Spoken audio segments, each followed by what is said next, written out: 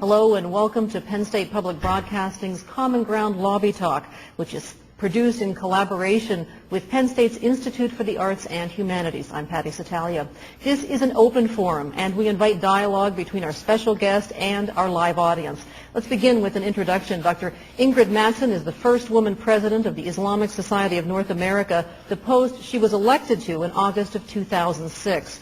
In 1999, she earned her Ph.D. in Islamic Studies from the University of Chicago and is now director of the Islamic Chaplaincy Program and professor at the McDonald Center for Islamic Studies and Christian-Muslim Relations at the Hartford Seminary in Connecticut. Could you talk a little about the Muslim definition of God and how it might differ from the Christian notion?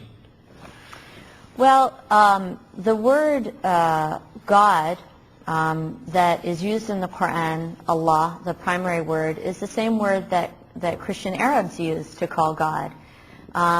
So in terms of whether this is the same God or a different God, I think we have to say that certainly the Quran recognizes that there's one God and that people have approached God through different ways.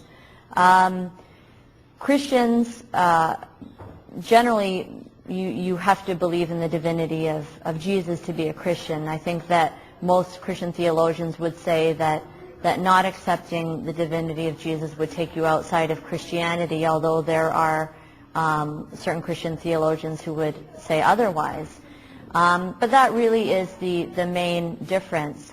Muslims see Jesus and all the prophets as perfect recipients of the divine light. God in the Quran is described in many ways with many attributes, and that's how Muslims approach God, through his attribute of mercy and kindness and loving and forgiver and creator. So that's how we come to know God. Sometimes people say that the Muslim God is so transcendent that he's unapproachable, but that's clearly not the case. The Quran describes God as closer than your jugular vein. So God is always the nearest thing to you without being manifest in any part of creation.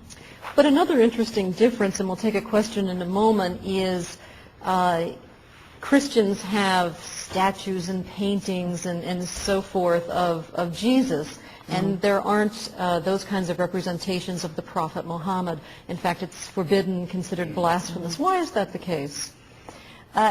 Islam, above everything, wants to maintain the uniqueness of God as distinct from creation.